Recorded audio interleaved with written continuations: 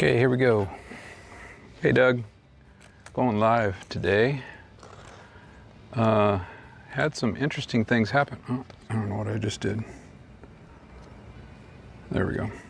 So the sun's not out today, so I can, hopefully that won't die on me. I had something very interesting happen to me today. I'm just gonna check a few things out here, make sure.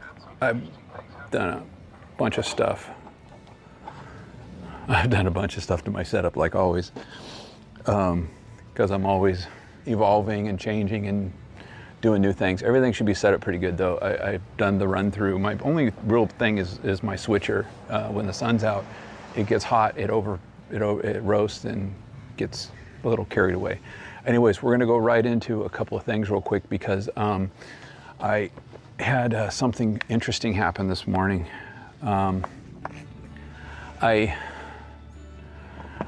I've been having birds tear up my yard, and because of that, I've been, let me turn my drone on. I'll just get that going. Because of, let's see here. I just like having this on.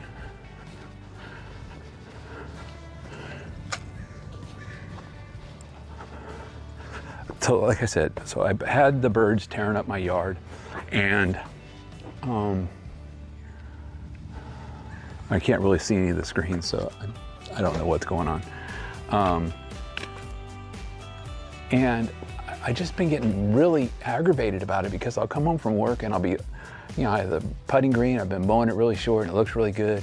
And I come home and there's just tore up grass and holes like I got grubs or something. And I got really frustrated, and I was like, oh, man, I know I don't have any grubs. And sure enough, I don't have any grubs. But what I have is crane larvae, and crane fly.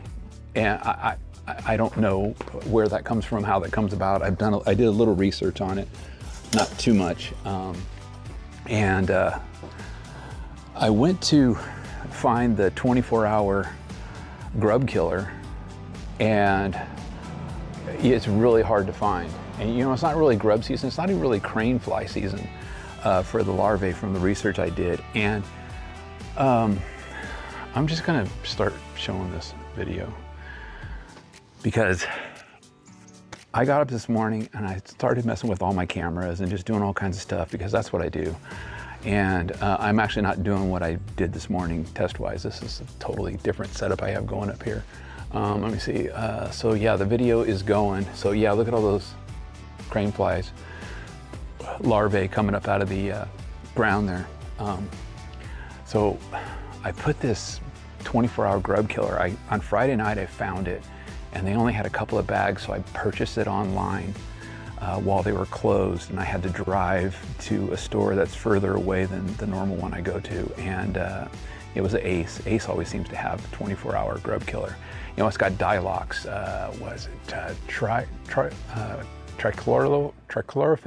trichlorophon is their active, but Dilox. If you look up Dilox, you'll see what I'm talking about. Trichlorophon. I'm going off of memory, and as terrible as it is. Anyways, it's the active ingredient, and I use it all the time, especially when I see grubs or I have grub problems or I have birds tearing up the yard, and that was why I wanted to get it, because the birds are tearing up the yard.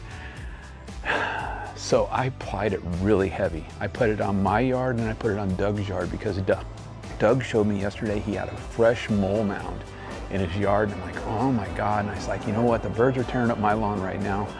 I think I have grubs, but I didn't really know what it was. Anyways, I put that crap on really heavy last night after I mowed, and then I watered it in really good. And I forgot to turn my sprinklers off. So this morning they went off again, and I had it set for like 10 minutes because I hadn't watered for 2 days before yesterday. And I set it for 10 minutes just to water that stuff in, but then I got up this morning and the sprinklers are going off, and I'm like, oh my God, the sprinklers are going off again. It's gonna totally flood my yard. So I came out and I set up cameras. It was dark, and I was just looking through the yard. I wasn't even looking through the yard. I was just setting up cameras because it was dark. I was just doing sunrise stuff.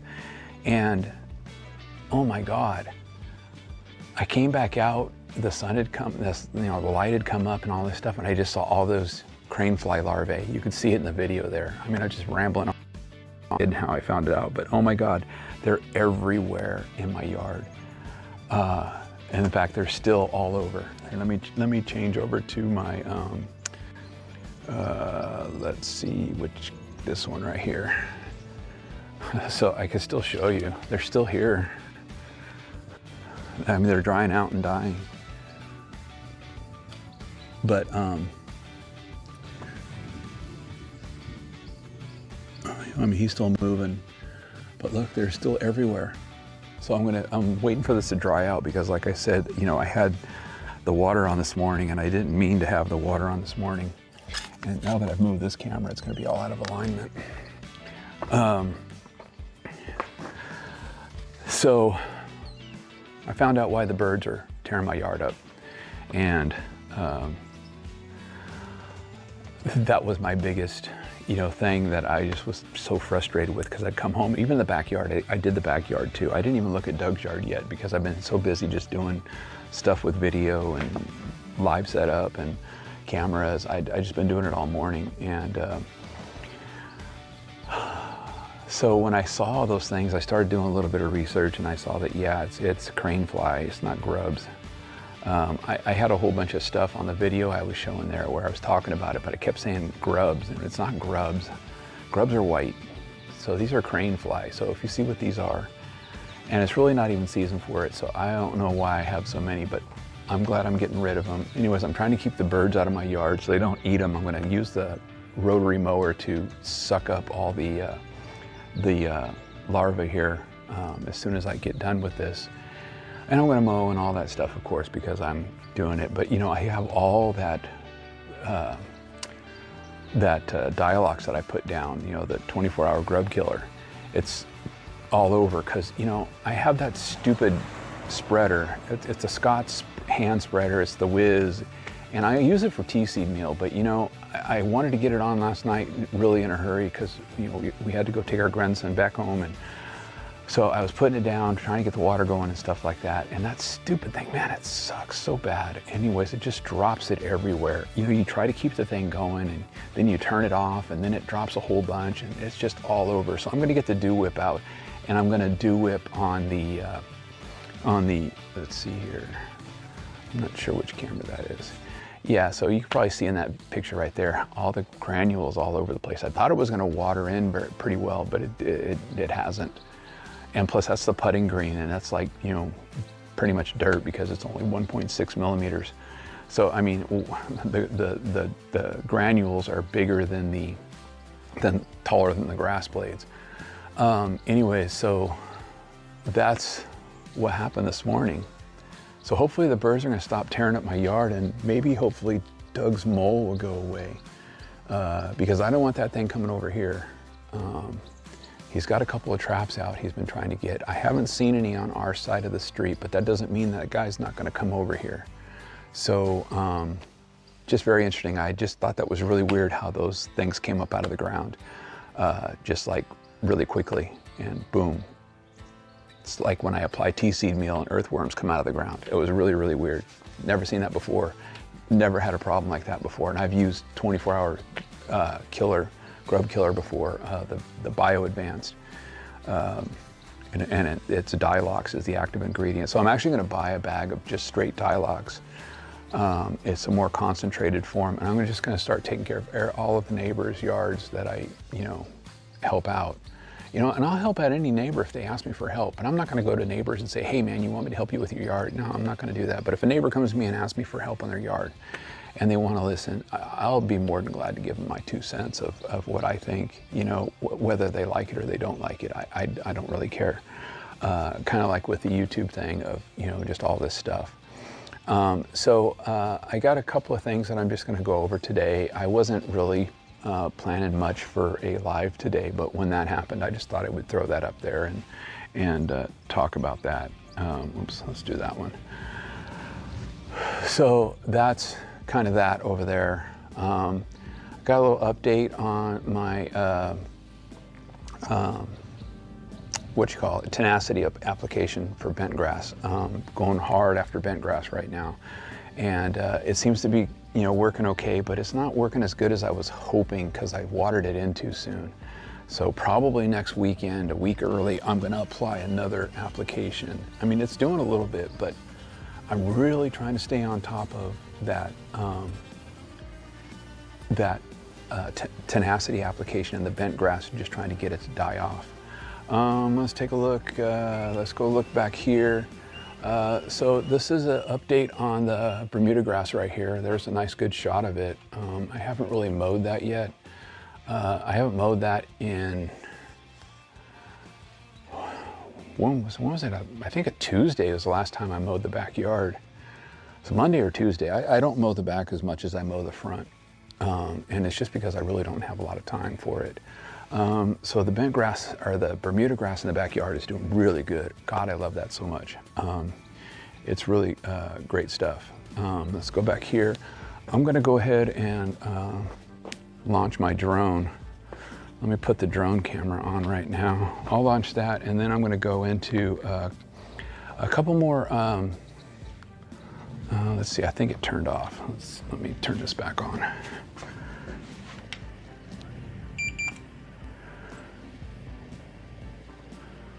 So it's just got to connect real quick. I'm gonna turn the volume down on my phone over here. Remote control connected. Connected. All right. I need to turn this down just a little bit. Let me record while I'm doing this. Let's launch it.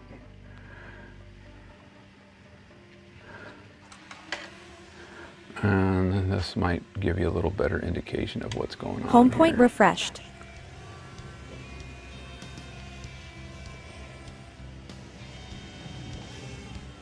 Yeah, look at how crazy that looks. All that dialogues.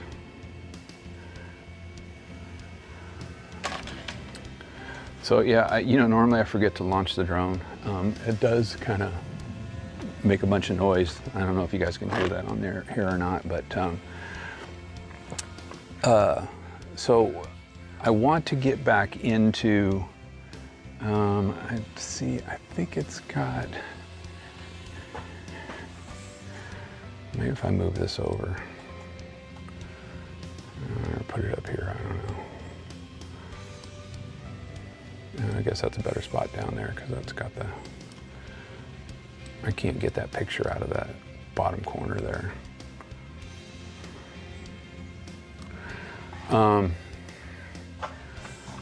So I'm going to get back into some more of the points. I was talking about the points of, kind of a new direction I'm going in and how I want to go into detail on certain things. And I'm just going to go ahead and do this real quick, go through, there's only a few more, and then talk about a few other things and then just kind of move on.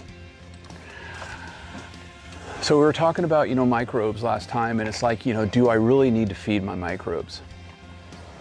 All right, so this is where I really started thinking differently about some of the stuff I put on my lawn, and because how many times have we heard somebody say, you need to feed the microbes? You need to feed the microbes. You need to add molasses, you need to add sugars. People are always talking about feeding the microbes. Add amino acids, add humic acid, add fulvic acid. And I talked about this a little bit on my last live. This is just kind of a continuation, but they're talking about add a microbial product. And the idea always seems to be we need to keep adding something to build a huge microbial population in our soil. But after learning about root exudates and everything we've just talked about, and that was what we were talking about last week, like I said, this is a continuation of last week's conversation. I started thinking, wait a minute, my grass is already doing this. Those living roots aren't just sitting underground doing nothing. The plant is capturing sunlight. The plant's doing a lot of things down there. It's crazy the amount of stuff that actually happens underground. It's making carbohydrates through photosynthesis. It's moving some of that carbon down into the root system. And those roots are releasing sugars. They're releasing amino acids, organic acids. I mean, all kinds of stuff. And this is why I think all these lawn care YouTube people start talking about adding all these things, you know? But the grass is doing all this stuff. You know, it adds other compounds into the rhizosphere, and you know, that's another big word. We don't really care about that, you know, but they're already interacting with that microbial community. So now my question becomes, what exactly am I trying to accomplish by adding something else? And I want to be really clear here. I'm not saying every microbial product is useless. And I'm not saying humic acid can never have a use. I'm not saying amino acids can never have an effect. I'm not saying adding carbon to the soil can never change anything. That is definitely not my point. That's not what I'm trying to say here. But what I'm trying to say is, show me why my lawn needs it. You know, everybody tells you you need it, but do you really need it? You know, what's missing in the lawn?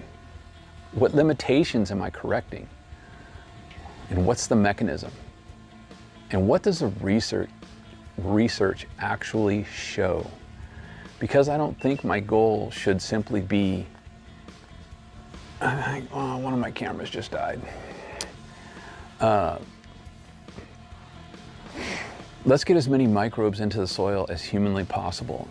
And that's not really the point. What I want is healthy, functioning microbial community.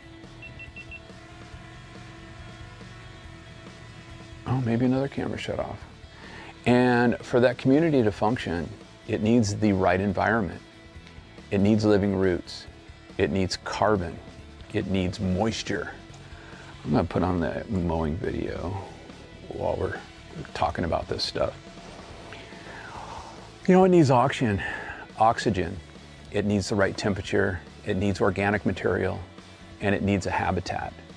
So instead of constantly asking, what can I pour on my lawn? And what can I pour on my lawn to feed the microbes? Maybe the better question is, what can I do to grow healthy plants and a healthy root system? Because the plant is already doing a whole lot of feeding. So I want to get into this whole, you know, stupidity, you know, more later, but I'm going to continue on. I'm going to start talking about phosphorus, and this is just going to be a really quick little thing here. You know, there's more going on down there than just a number on a soil test.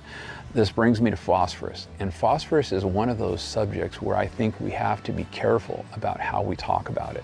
Phosphorus is absolutely essential. Your grass needs phosphorus, and I'm not arguing that.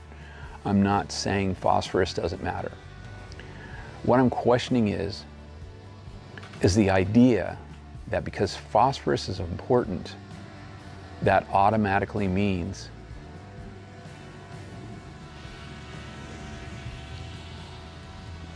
I need to put more phosphorus on my lawn. Those are two completely different things. Oh, sorry, I saw the video here and I thought something was going on, but I forgot to put the mow video on.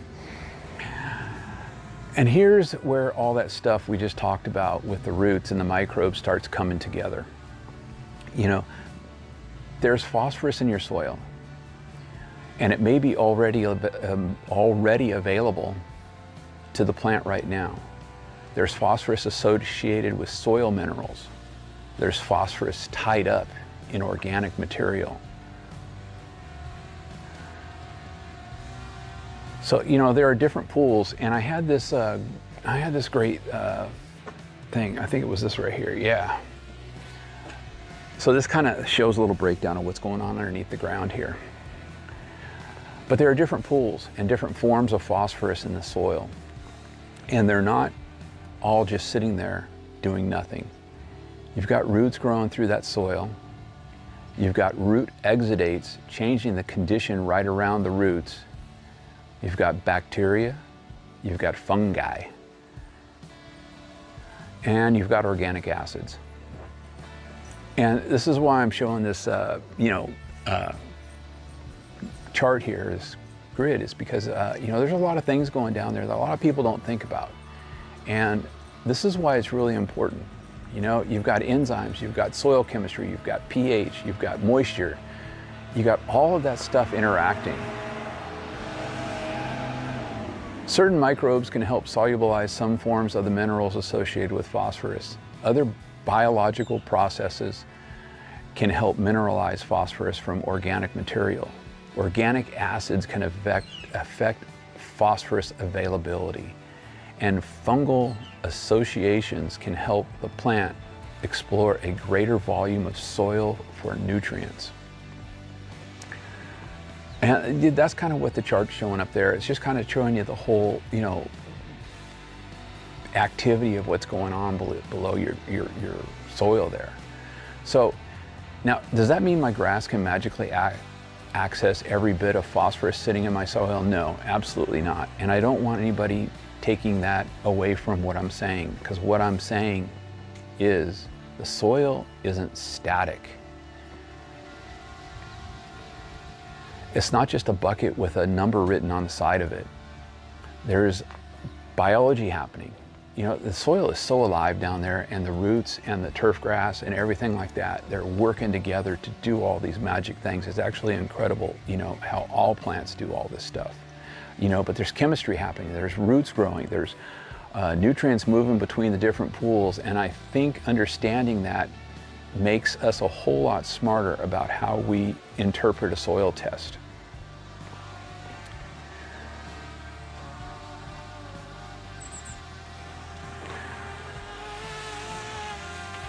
So, you know, the next point I wanted to get into is point 12. And, you know, I've only got a couple more here, but, you know, phosphorus grows roots.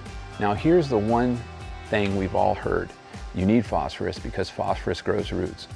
Okay, there is truth to that statement.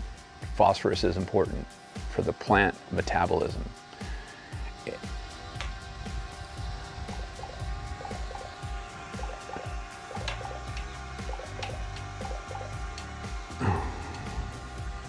That's weird, I don't know who would be calling me. So there's, for the plant metabolism, energy transfer, and a healthy root development. But here's where I started asking another question. If my turf already has enough phosphorus, is adding more phosphorus going to automatically give me more roots? Because that's not the same question. If my plant is phosphorus deficient, then yes, I probably need to add some phosphorus. And it's got to show signs. Phosphorus can be absolutely limiting to the plant. But if phosphorus isn't limiting the plant, why would I add more? And why would adding more automatically create another response? And that is one of the distinctions that I think gets lost in all the time. There's a difference between saying this is nutrient essential for the grass process.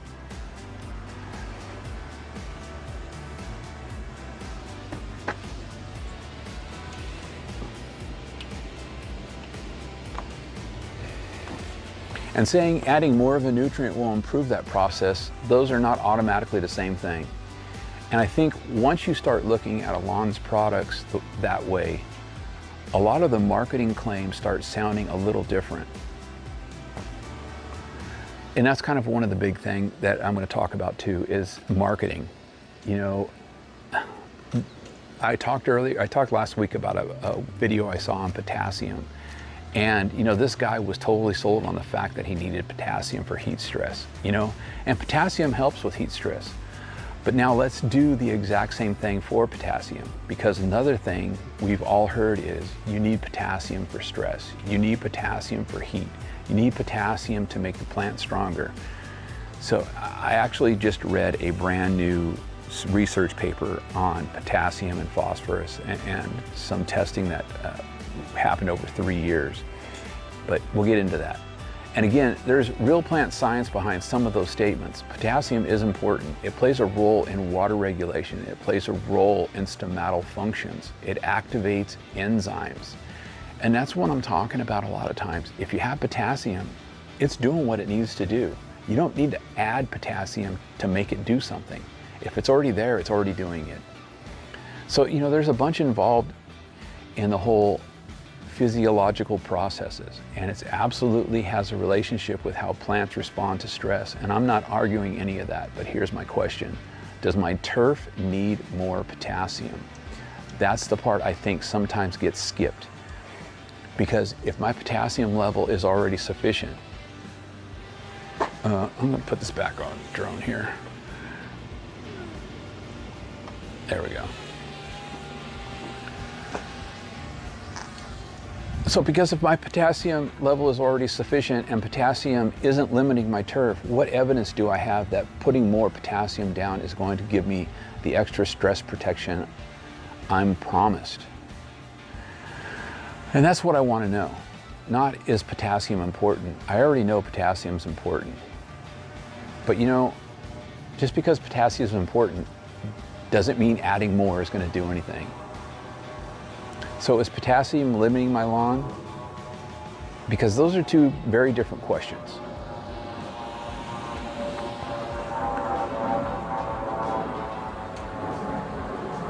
So essential doesn't mean apply more. And really, you know, when you're just dumping a bunch of nutrients on your lawn, what are you really doing? You know, they're not going to hurt your lawn, but they're not going to help your lawn either. And that leads right into what might be one of my favorite takeaways from this whole discussion. Essential does not automatically mean apply more. You know, just think about it. Nitrogen is essential, phosphorus is essential, and potassium is essential. They're all essential. And soil testing only tells you a little bit of what's going on in your soil. It doesn't tell you everything. You know, iron's essential. There are micronutrients that are essential. But just because my turf grass requires nutrients, that doesn't automatically mean my lawn needs me to go apply more of that nutrient today, especially just because it's hot or just because it's gonna be hot. That's not the reason to start doing stuff. It's not gonna prevent anything. So I need to know what's already there, what's actually available, what's limiting the plant. What does my soil test tell me? And you know, I'm not a fan of soil tests because soil tests lead everybody down the wrong path. And everybody tells you you need a soil test. And you know, most people can't even read a soil test or know what it's actually saying. You know, it's all about what is the turf telling me? What does the research say? And if I apply more, what response should I realistically expect? That's a completely different approach than saying potassium is good for stress. So let's put down some potassium. And this time of year, that's all you hear people saying. Potassium, heat stress, potassium, heat stress, potassium, heat stress. You know, all these people in all these hot areas, you know. So no, let's don't put down more potassium. Or phosphorus, grows roots. So let's put down phosphorus. I'm trying to get away from that. I want to know, what does my lawn actually need? So I just got a couple more things, and then I'm going to move on to a couple of other things. Because, you know, my 15th point here, in a lot of just points I'm going to start talking in more depth about in future lives, is wetting agent. Same question, different product. And this just doesn't apply to fertilizer. Let's talk about the wetting agents. Wetting agents can be a fantastic tool if you've got hydrophobic soil. And that's about the only thing that a wetting agent is good for. You know, these hydrotanes and all these different things that talk about pulling water out of the air and putting it in your soil. You know, there's a whole thing about all that kind of stuff. But, you know, do you have like localized dry spots? Water that isn't moving evenly through the soil, or some other moisture management issue that a wedging agent can actually help correct? Great, now we've identified a problem and we've got a product that addresses that problem. So, you know, that makes sense to me, because wetting agents work. They do exactly what they say. But if you don't need it, it doesn't actually help your lawn. So, you know, what if I don't have the problem? Then why am I applying a wetting agent? You know, and, you know, more and more of these lawn care channels are starting to come out with their own nutrient products, trying to convince you that you need these products and you need to add them to your lawn, because now they're trying to sell you something and trying to make money, you know? And it's like, what am I trying to fix? And that's really the whole point I'm trying to make. I'm not saying wetting agents don't work. That's not what I'm saying at all. You know, what I'm trying to say is, Do I have the problem that a wetting agent is designed to solve? Okay? And wetting agents, they work, they do a great job at getting soil or water into your hydrophobic soil, you know, because if I don't, then why am I spending money fixing something that isn't broken? And you can take that exact same question and apply it to almost everything we put on the lawn. All right, my last point. And like I said, I have 16 kind of points that I'm just kind of talking about here that I want to talk about in more detail. I'm just kind of laying the ground, line right here, So my last point is we're going to talk about marketing versus mechanism. And this is where everything we've talked about starts coming together for me. Because I feel like a lot of lawn care marketing works backwards. It starts with the product. Here's the bottle. Planes going over. Here's the bag. Here's the fancy name. Here's what it's supposed to do. Here's why you need it. And then here's the link. Oh, my drone's gonna land. Well, I guess we're gonna find out if it's gonna land safely. Let's kind of watch it. Here's the link, go buy it. And we're almost trying to figure out afterward what the problem we bought it for is. I want to flip that around. Oh, nice.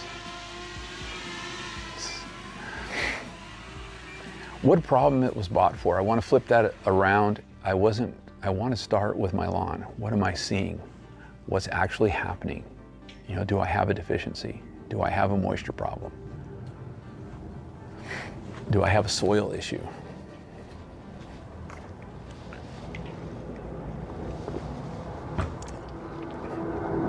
Is something actually limiting the performance of my turf? And then once I understand the problem, I can start looking at possible solutions. And maybe that solution is a product.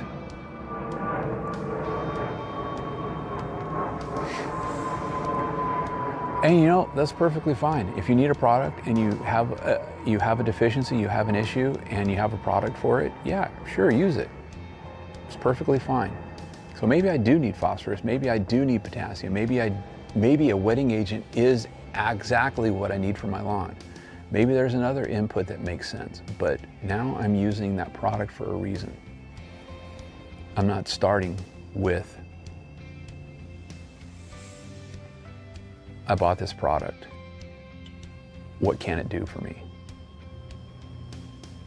I'm starting with, I have this problem. What's the best evidence-based way to address it?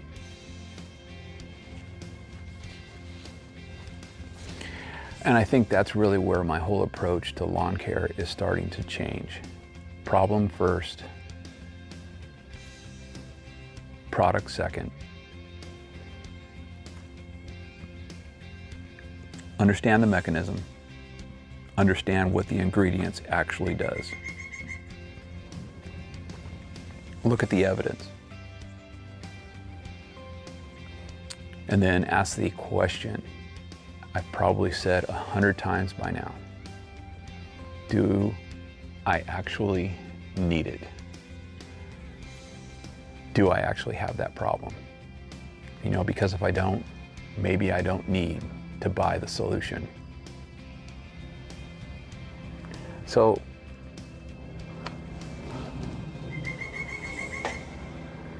these are just some of the things that I want to kind of go into over the next few weeks, and I'm going to try to be a little bit better about getting into those things and talking about it. Hold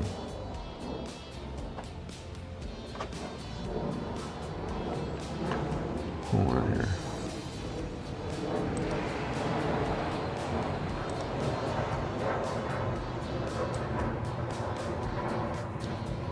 I don't know why my stream always does this over here. It always starts over. And I can't really see what's going on. So, I know I put out a bunch of little points there that I want to talk about and stuff like that. But the big point I'm trying to get across here is that a lot of this stuff you're being told is bad marketing, and the bad marketing starts with the companies, and then from the companies it moves on to these YouTube channels and these guys that have to put out content and have to talk about something. I watched a guy just yesterday, or maybe it was Friday, and he was talking about heat stress, and he was talking about putting down, I forgot what it was like a 2004 or whatever, like something like that. And he was talking about how great it did for his lawn and how green his lawn got and how it just, fixed all of his problems, and the potassium it was a miracle worker and all this kind of stuff. And it's like, and then on top of that, it had a granular iron in the product, and it was just like, I wouldn't have known if I hadn't have started doing all this research on products and how iron works and how potassium works and how nitrogen works and how phosphorus works and all these different things. I wouldn't know. I would go out and buy an iron product and I would put it on my lawn thinking that the iron in the product is doing something for me, but if you're putting down a granular iron product, it is probably not doing anything for you.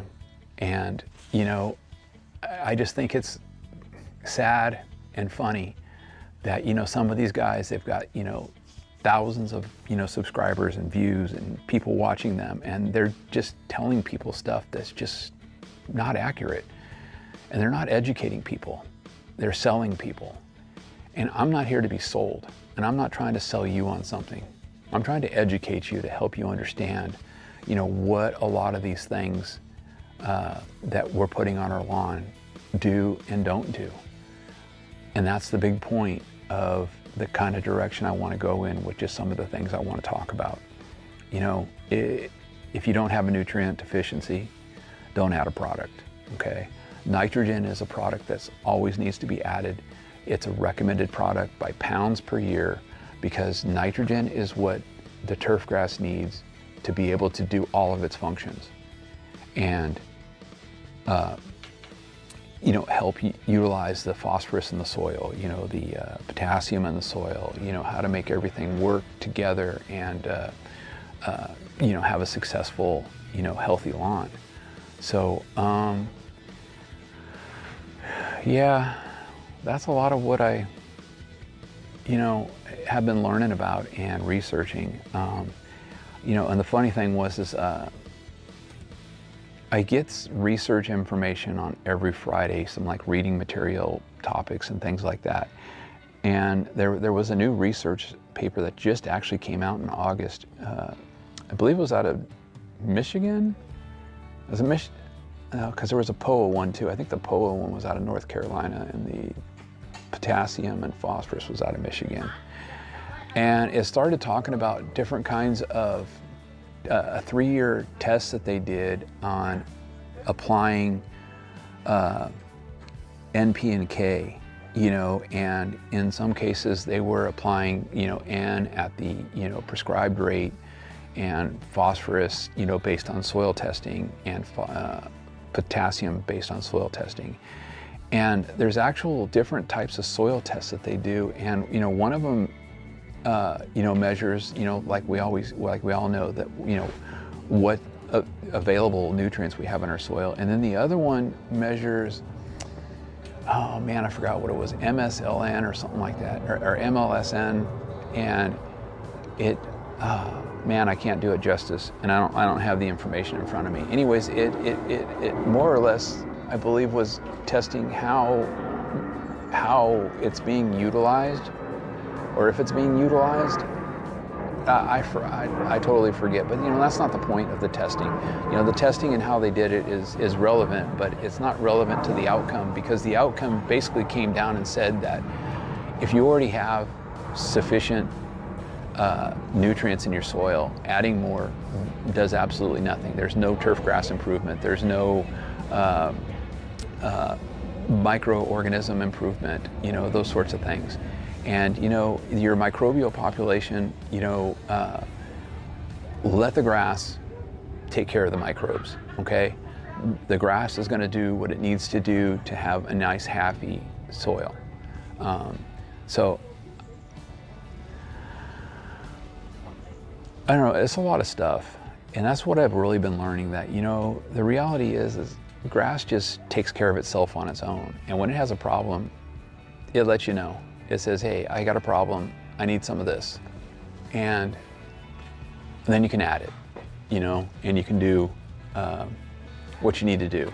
So it comes down to reality is your eyes are your best soil test. And that's kind of where I'm coming from in all of this information that I'm putting out. Sorry, I'm just turning my drone off. It died.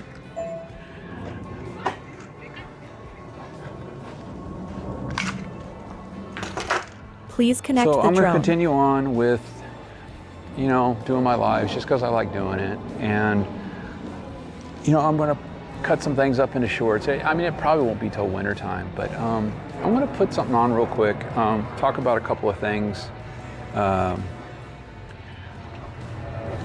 You know, so I've learned a lot about, oh, that's weird. I don't know why that screen should be working. Hold on, let me find it.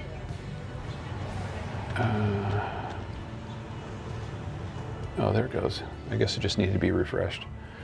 Evapotranspiration. Now, you know, in working with doing my app, I'm learning a lot about watering and watering techniques and evapotranspiration. I'm learning that evapotranspiration is your friend. And it's a good tool to use to just determine week by week how much water you should be doing.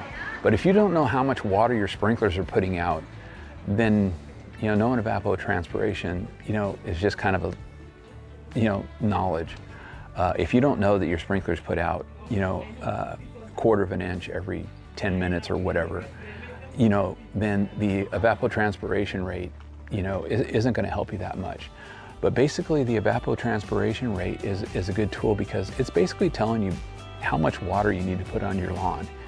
And the reality is you only need to put about 80%, 70%, and you know, you can do whatever you want with however you want to handle that. I'm going to zoom in here and just kind of talk about some of these. Where are we here? There we are. All right, so I live in Washington. I live in Western Washington. See, like right now, I believe this is the weekly. Move this. Move this. Yeah, this is the weekly. So this week, about 1.09 evapotranspiration rate. So that means about 1 inch of water is what we need to put on our lawn. And reality is we only really need to put 80% of that. Okay, so 80% of that is going to be, you know, about 3/4 of an inch, a little over 3/4 of an inch. You know, there's arguments on, you know, how much water to put on your lawn weekly, you know, an inch, half an inch and a half, you know, whatever you think your lawn needs, you know, is what you do. What I like to do though, especially during the hot times, is I like to break that down into the smallest increment that I can. And the reason why I like to break it down to the small increments is because I have short grass and I want to keep the roots cool for the season. So if I water 3 times a day for, you know, a couple of minutes, and I'm only putting down 1/10 of an inch or, you know, 1/4 of an inch a day, you know, based on that watering, then, you know, that's fine. It's all the same. So whether you put it down all at once and say, you know, 1/4 of an inch 1 time a day in the morning, or you put it down 3 times a day in, you know, whatever that is, what, 0.08 inches, you know, 1/10 of an inch, whatever. So that's why knowing how much water you're putting out, knowing how much is hitting the ground, how much is getting absorbed into the ground is really important. The whole deep and infrequent watering thing is, I mean, I say it's a myth, but it kind of is. But the reason why it's so many people talk about it is because the actual technique comes from research that was done, I believe it was in the 40s, where, you know, the strong opinion was is that deep and infrequent helps you, you know, get water down deep and your roots are going to search for it and all that kind of stuff. And last week we were talking about fertilizer and nutrients and applying it. And the reality is when you're fertilizing your lawn, you don't want to water deeply. You want that fertilizer to lay right in the rhizosphere, right in the root zone, okay, right where all the activity is taking place. So if you do a deep watering, you know, like I'll just take, for example, when I added this Dialogues here, you know, I wanted it to go deeper, okay, that's why I added more, but I also wanted it to, you know, to melt down, to, you know, get in the ground more, especially because on the putting green it was so thick. And because the grubs and the crane fly larvae and all these things are deeper than the roots, because they're usually underneath the roots and they're kind of coming up to eat the roots and feed on the roots. So you want to kind of get it down in that area and kind of get it a little bit lower, because that's where they stay. And you also kind of want it to be on the upper level, because actually I found out these crane fly larvae actually like to live more up on the surface. So I think it might have been my second watering this morning is what got them to come out. I'm not really sure, but I've never had that reaction happen from adding Dialogues, you know, grub killer. So you need to think about these things, and you really need to think about what some of these, you know, guys are telling you and what they're telling you to do. You know, you don't know what they know. You don't know their knowledge level. You don't know if they're just reading something off of a bag, because the reality is the marketing that goes into a fertilizer to get you to buy it and use it is probably very misleading and probably wrong, and not actually going to do the things you do. Like, you know, let's just take the whole heat stress thing on potassium. You know, people say that because, yeah, potassium, yeah, it does help with heat stress. Potassium, the nutrient in your soil. And then by working with the roots and the root exudates and the turf grass and the enzymes, yeah, there's a whole process that goes on down there. But adding more doesn't do a darn thing for heat stress. Doesn't. Just like adding more phosphorus doesn't do a darn thing for increasing roots. You know, if you've already got it, it's already there, it's already doing its job. Adding more doesn't increase root production, doesn't increase root growth, doesn't increase heat stress prevention. It doesn't do any of that stuff. So please, I'm just asking you, you know, try to think a little bit more about what you're doing and what's going on in your yard. And it seems like every lawn care channel is just throwing something at a problem without actually identifying the problem. I see over and over and over again, oh, I think I got some disease pressure going on. I'm gonna just add some azoxystrobin, you know, or, oh, the other ones slip in my mind, they always do. You know, but, you know, they're putting down disease prevention, disease control stuff, you know. Oh, I think, you know, my grass is going through some heat stress right now. Oh, I better add some more potassium. You know, and everybody's just throwing something at a symptom without even identifying what the real symptom or problem is. You know, you could have a bad sprinkler. You could have, you know, any number of things going on in your yard that could be creating whatever problem it is you're seeing. Don't just automatically assume that because you've got some, you know, spots in your yard that you've got some sort of fungus. You know, don't assume that because your grass is struggling in the heat that you need more potassium. You just can't do that kind of stuff. You know, soil testing is there for a reason. It's really not going to help you much, because the whole thing comes down to soil tests aren't really telling you the real story. It's telling you what's available in your soil. It's not telling you about all the other minerals and things that are in your soil that are actually doing the work and doing the job of making your turf grass grow and have problems. So I had another thing I'll talk about just really quick. And you know, well, I've talked about my grass cutting here. I got this new prism gauge, and this helps me determine, you know, hey, what I'm actually cutting at here. And, you know, I have the top here is an, I believe it's the after a mow. And I mow it like 1.6, 1.7 mil. And you can see it's all over the place there. But I mean, the general thing is the center picture is the grass before I mowed. And then the bottom picture is my Kentucky bluegrass. It's a totally different thing. And that's the mow after a Kentucky bluegrass cut at like 6 millimeters or something like that.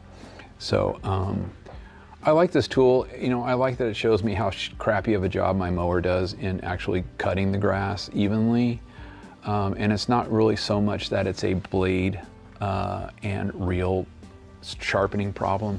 It's really more about the mower. The mower just isn't really a high quality greens mower like you would spend $8,000 on. And there's a reason why you spend $8,000, $6,000, $5,000, whatever it is, on a greens mower. And it's, you know, really just because they're designed and they're built to, you know, cut your grass, cut a putting green, professional, you know, nice and even, nice and great. But I do think that at least I have my McLean set to where it's doing a really good job of maintaining that putting green, and also my Kentucky Bluegrass is doing what I want it to do. Is it perfect? Definitely not. But I'm glad I bought this, and I'm now finding out, you know, what's really going on with my grass. You know, I'm not here to be some, you know, hey, I'm the best grass grower in the entire world because I can cut it at 1.6 mil and all that kind of stuff. Man, I'm just trying to grow grass and cut it as short as possible and look as good as possible. And I don't want to spend a lot of money doing it. You know, the most money I've spent is on my greenskeeper mower, and everything else is very minimal and very cheap. And in fact, I just went and picked up 2 bags of urea because it was on sale for $27 for a 50-pound bag. I bought one for me and one for another neighbor. Just because I don't need it, but you know what, at $27 a bag, heck yeah, I'm gonna buy that. So I'm pretty stocked up on urea right now. And you know, I'm stocked up on that because, let me get this page going here. All right, so I'm just gonna talk about my app here real quick because this has come a long way since I first talked about it. And you know, my thing is I'm pretty close to being done with most of it and, you know, putting it out to people. But you know, I realize that if I put this out on a free basis to people, I've got to have some legal protection, some disclaimers, and you know, some just protections for myself. You know, I'm just putting this thing out as a tool to help people that, you know, want to do a lawn project and you know, have something help them as a tool for their yard in either design or, let's see, why is this not clicking on that? Oh, is it because I'm on the wrong thing there. So anyways, I've pretty much put it into a multi-tab type of a thing here. I've got the property, you know, information where you can just basically dial in your property and you can set different areas and different things of your property. I'm doing this one for a family member, and so the first tab here is just basically setting up yard areas and all that kind of stuff. You know, like here, I was able to create a boundary for the area we're gonna work on just by using Google Maps.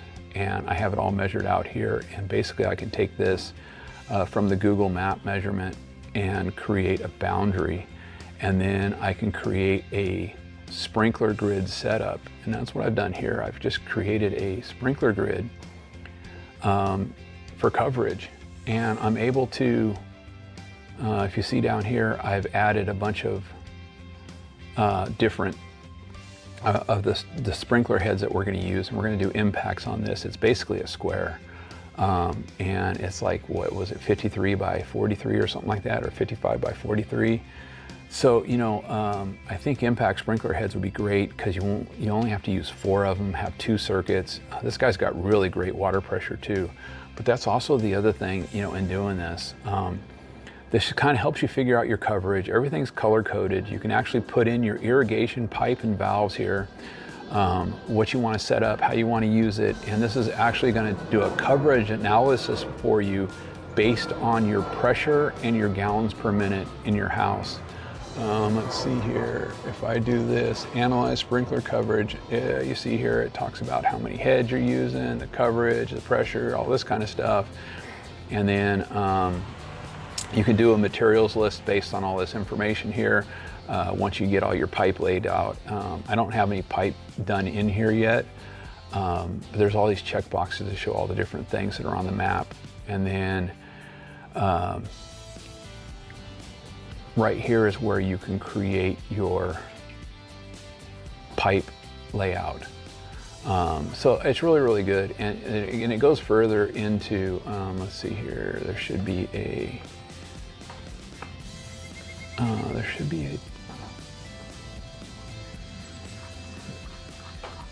there's a deeper dive into this right here if you go to the irrigation page, and it basically just starts talking about, there's 3 different parts of the irrigation page. There's a watering schedule and watering and evapotranspiration. There's a sprinkler map, and then there's system setup and cup testing.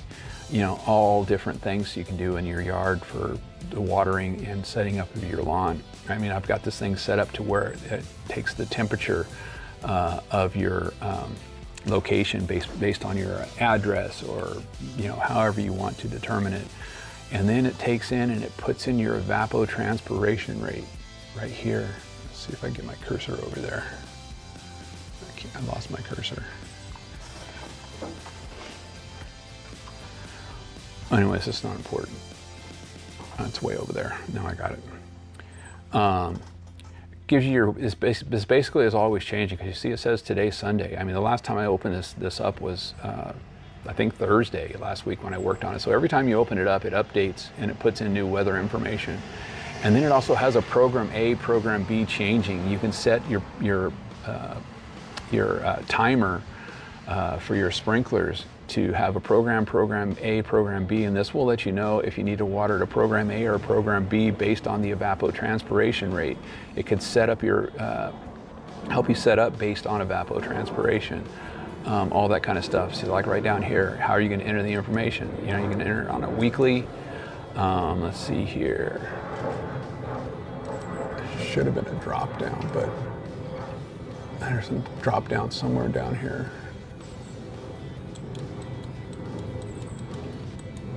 Oh, it's not showing up on this page. It's showing up on my tab over there, but it's not. That's really weird. It's not showing up on my OBS screen here.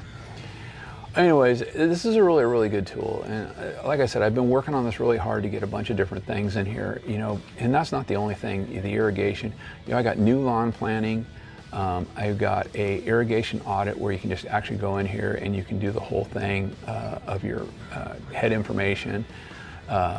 This is supposed to transfer over your, oh, this is your cup test right here. And then on top of that, you've got an application calendar where you can put in the different applications you put in. It's going to mark it, it's going to date it. You can say what you did, when you did it, what area you did it to, all that kind of stuff. It's got a materials calculator where you can come in here and you can calculate all the different materials you want for your renovation or whatever it is you're doing. Yeah, this is really weird. It's, when I click on the drop down, it's not showing up on this, but it is on that. So like when I do the drop down here, it's got topsoil, sand, compost, top dressing mix, peat moss, and you can have a custom. It's got your square feet. It's got the depth of how deep you want to put whatever it is you're putting down. Whether it's in inches or feet or whatever, how much waste you're going to plan for. Measuring by the nearest cubic yard, what size, if you're buying by bags, it comes in. And what it's going to do here is, this is a really good thing about this is, so if you're buying topsoil, well, this is compost, but it doesn't come in the 1.5 bag. If you buy it by the bag or by the yard, what this does here is, let's see, calculate soil. This gives you both prices. If you were to put this amount of, do this amount of soil for your area, it's going to tell you what's a better price. Or maybe you don't want to pay for delivery because delivery is like, what, $99 or something like that. Is it even worth it to have, that much delivered for $99, or whatever your delivery price is? I think ours is $99 out here, if you don't buy a certain amount, like 10 yards or whatever. So, like the difference here, $76 plus $99 is going to be, $170 or whatever. For the bag costs $122.50. So that's going to help you out in doing all that stuff. But then you can also just add this to a plan, and then down here it's just going to save it, and it's going to totally start totaling up all your costs, and it's going to keep a list of everything you're calculating into whatever project you're doing. So like I said, you can keep changing this. Let's see, you can't see this, but I can change this. And there's topsoil. So I can change it to topsoil, and I could say this is 1 cubic foot. I forgot, it's not gonna let me see that.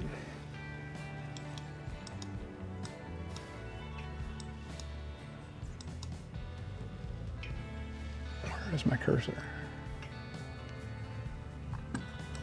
That's really weird, I can't see it over here. Oh, whatever. Anyways, you can change all that stuff. It's really, really helpful. So on top of that, I got a weed disease area here where you can go in here, you can identify your weed that you need. This is really annoying, I can't see this. So if you choose a weed, it's gonna come through and it's gonna kind of tell you all the different products you can put on your,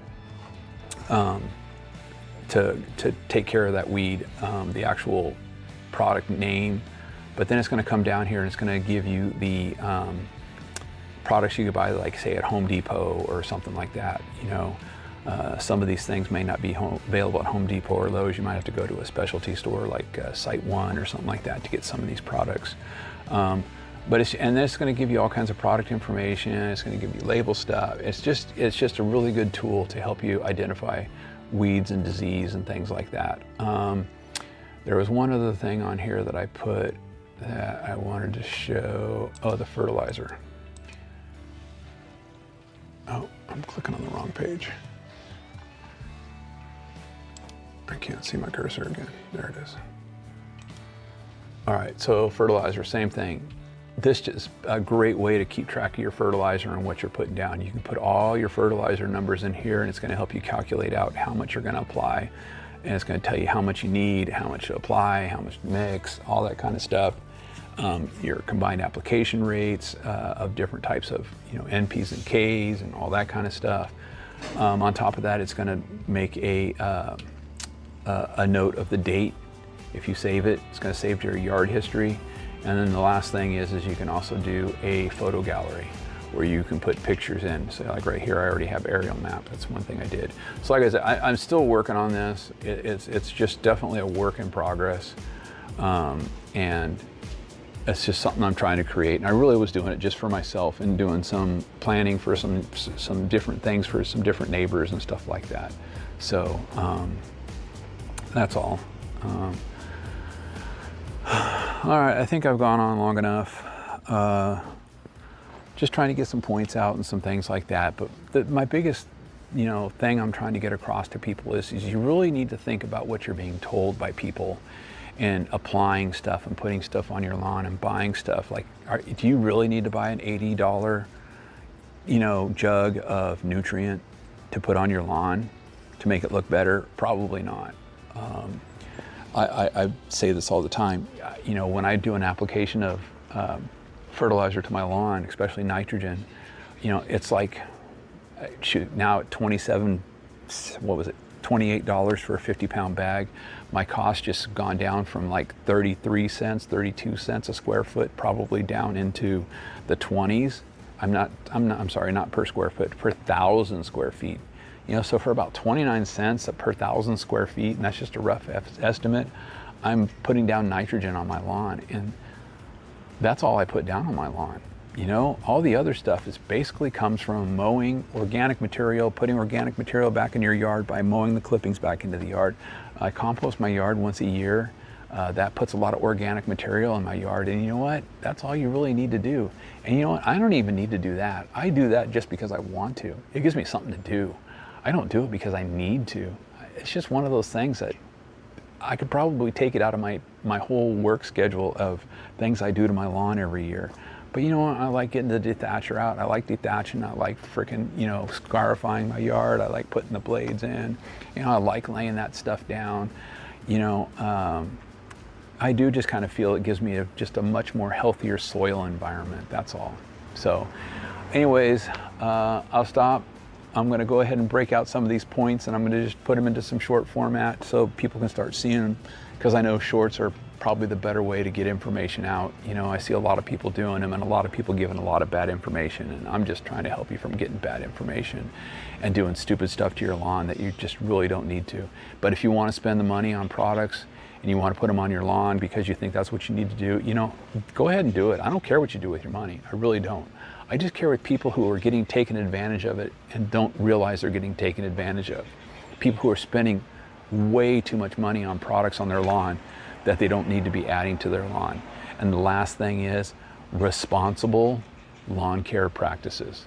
Being a responsible yard manager, turf grass manager at your house. Okay, that's really what it comes down to for me.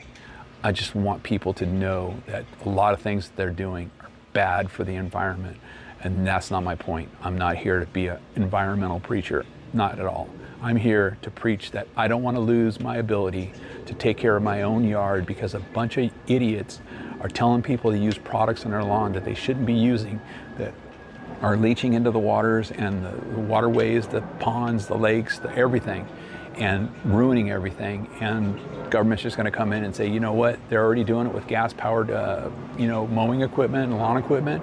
You know, it's only a matter of time before they start coming in and they say, hey, you know what, you can no longer put fertilizer on your lawn because you don't know how to do it, because you're putting too much and it's going in our waterways and it's ruining our ponds, lakes, streams, and all that kind of stuff. So that's my big point of why I do what I do and why I put out this information. Thanks for watching.